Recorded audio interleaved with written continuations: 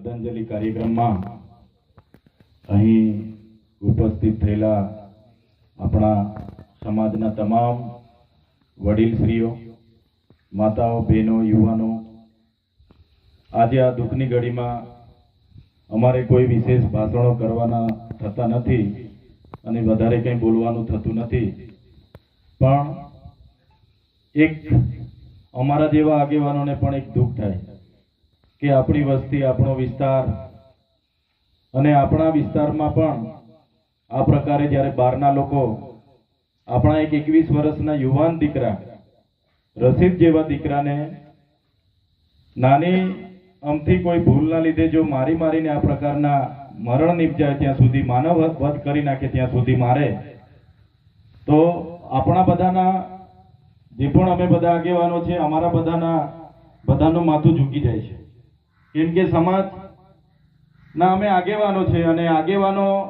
બન્યા પછી સમાજ અમારા પર પણ ઘણી અપેક્ષાઓ રાખતી હોય અને અમે જ્યારે વિધાનસભામાં સમાજનું પ્રતિનિધિત્વ કરતા હોય, આ વિસ્તારમાં નાની મોટી સમસ્યા થતી હોય ત્યારે સમાજની વાત મૂકતા હોય અને આપણા જ વિસ્તારમાં આપણા જ દીકરાને આ આરએફઓ દેસાઈ જેવા લોકો જાતિગત ધૃણા રાખીને એટલો માર મારે, એમાં 2 જણને ઈજા થાય ને એક છોકરો મરી જાય, એટલો માર મારી ત્યાં સુધી કે છોકરો મરી જાય ત્યાં સુધી, તો એ આપણા માટે બધા માટે બહુ દુઃખની વાત છે.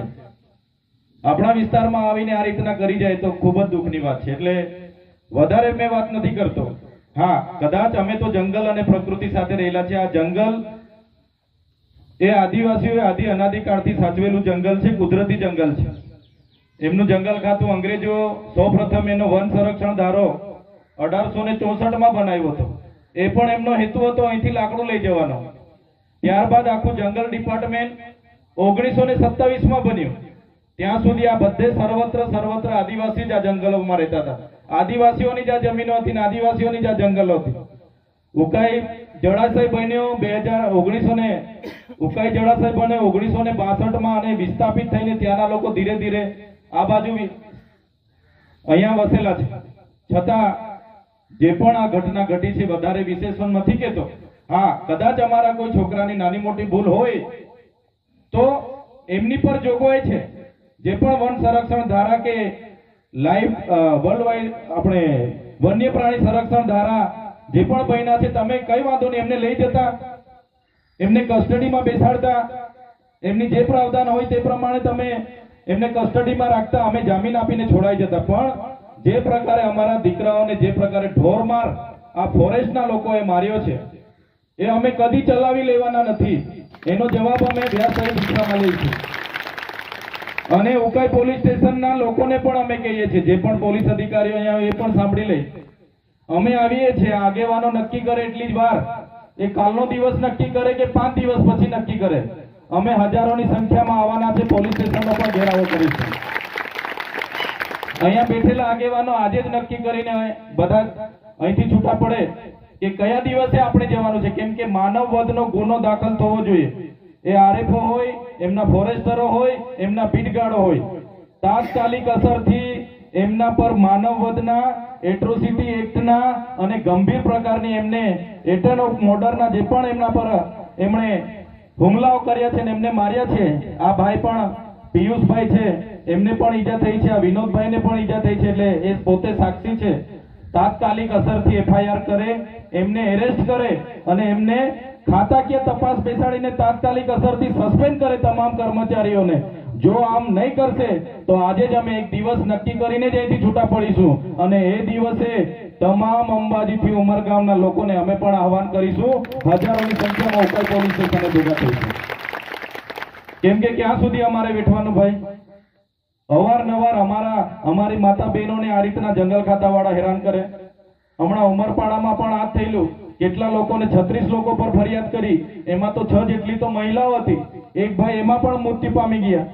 એટલે અમે કંઈ કહેતા નથી, કંઈ બોલતા નથી, બધું થાય છે, ચાલે છે એવું. એટલે કોઈના મગજમાં આ પ્રકારનું હોય, જંગલ ખાતાના અધિકારીઓના મગજમાં કે પોલીસ સ્ટેશનના પીઆઈ પીએસઆઈના મગજમાં કે ભાઈ આદિવાસીઓ છે ભૂલી જશે, તો હવે અમે ચલાવવાના નથી. આ સમય અમારી એકતા બતાવવાનો છે।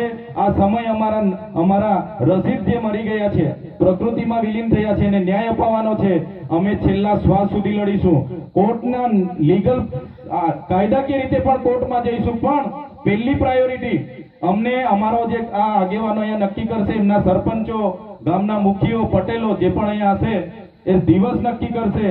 તે દિવસ અમે આપીએ છીએ કે ભલે કાલની 1 તારીખ હોય કે આવનારી 2જી હોય કે 3જી હોય કે 5મી હોય, ત્યાં સુધી જો એફઆઈઆર ના થાય, અને એફઆઈઆર માત્ર એફઆઈઆર પૂરતી નથી, માનવવધ હત્યાની ગુનો દાખલ થવો જોઈએ, એટ્રોસિટીનો ગુનો દાખલ થવો જોઈએ, અને આમને મારી નાખવાના પ્રયાસ કર્યા છે એનો ગુનો દાખલ થવો જોઈએ। એ પ્રકારની જો એફઆઈઆર દાખલ નથી થતી તો અમે હજારોની પણ લાખોની સંખ્યામાં ભેગા થવાનું થશે, ઉકાઈ થવાના છે। એટલે વધારે વિશેષ વાત નથી કરતો। મારે બધા જ આગેવાનોને વિનંતી છે, આજે ને આજે સમય નક્કી કરો, આપણે બધાએ જવાનું છે। આજે આપણા રસીદને મારી નાખ્યા લોકો, કાલે ઉઠીને તમારા ને મારા દીકરાને મારી નાખશે। આ જ રીતના આપણે થોડું કાયમ વેઠવાનું છે। એટલે આજે નક્કી કરો, અને ક્યારે આપણે ઉકાઈ પોલીસ સ્ટેશને પહોંચવાનું છે એ દિવસ અને સમય બધાને કહી દો। આપણે મોટી સંખ્યામાં બધા જ લોકોને મારી વિનંતી છે, આપણા સમાજને બધાએ જ અપીલ કરીને તે દિવસે હજારોની સંખ્યામાં ત્યાં આપણી એકતા બતાવવા માટે બધાએ ઉપસ્થિત થવાનું છે। ત્યારે જ એફઆઈઆર થશે, અને ત્યારે એફઆઈઆર થશે, આ લોકો કસ્ટડીમાં હશે, સસ્પેન્ડ થશે, ત્યારે જ આપણા દીકરાને ન્યાય મળશે। એ જ મારી વિનંતી છે। જોહાર। અને ફરી એકવાર આપણી વચ્ચે આપણો યુવાન દીકરો નથી રહ્યો, એમને ફરી એકવાર શ્રદ્ધાંજલિ અર્પું છું અને એમના પરિવારને સાંત્વના પાઠવું છું। અમે તમારી સાથે છે।